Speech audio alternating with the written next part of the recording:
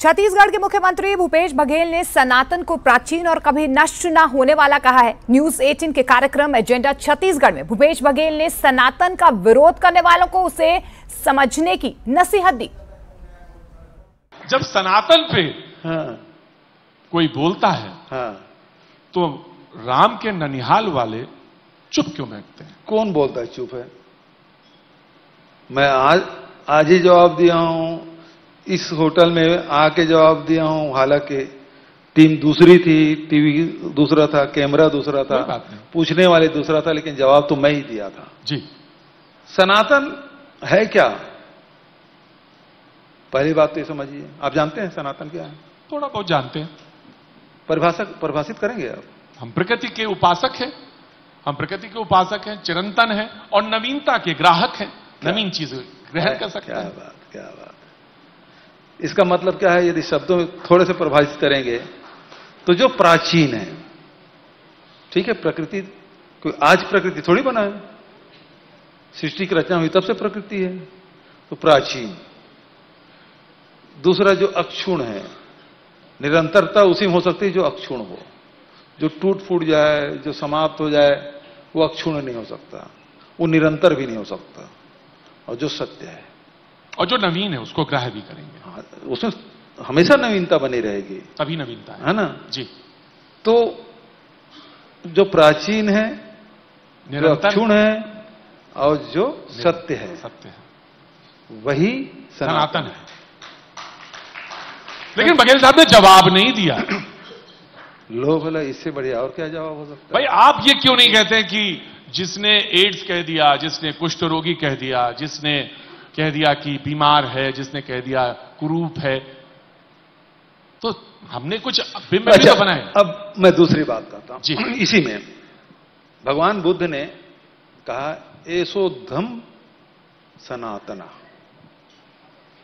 जो उनका कहने का मतलब यह है कि वैर से समाप्त नहीं किया जा सकता, ठीक। शत्रुता को शत्रुता से मिटाया नहीं जा सकता, एक्सेप्टेड।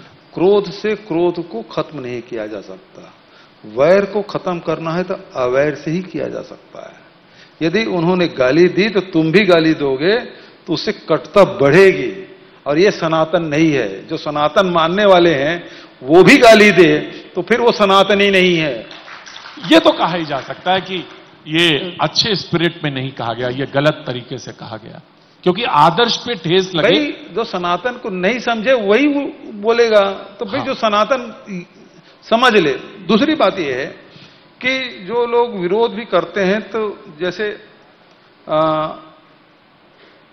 जो उसके कुछ नियम हैं, आज नियम बने हैं, कल वो नियम रूढ़ता में बदल जाती है, जो रूढ़ी है उसको फिर बदल देते हैं।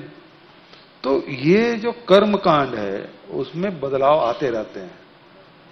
शादी करने का तरीका पहले कुछ और था, आज के तरीका कुछ और है जी। पहले मेरे घर में जो विवाह होता था वो 8-8 दिन तक चलते रहता था, आज उसके बाद 3 दिन हो गया, अभी 1 ही दिन में हो जाता है, फिर शाम के फेरे हो जाते हैं। मंत्र तो वही बदल गए ना, मंत्र तो वही है, राम भी वही है। तो उसमें जो 8 दिन की जो प्रक्रिया है वो उसमें परिवर्तन आ गया ना।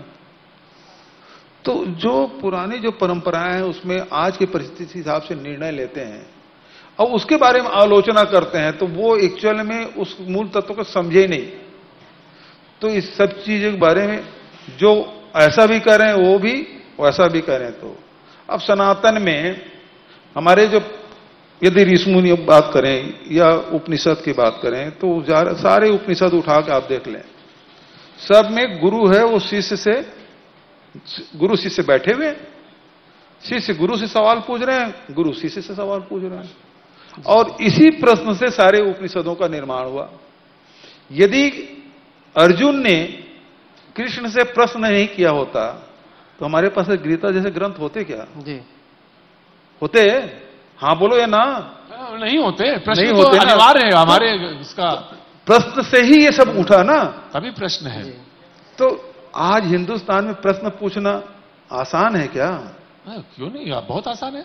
तो जब तक आप प्रश्न पूछते रहेंगे, चाहे वो खुद से चाहे सत्ता में बैठे हुए लोगों से, जब तक के सवाल पूछते रहेंगे आप प्रगति करेंगे। जिस सवाल पूछना बंद कर देंगे आप अवनति के रास्ते में चल पड़ेंगे।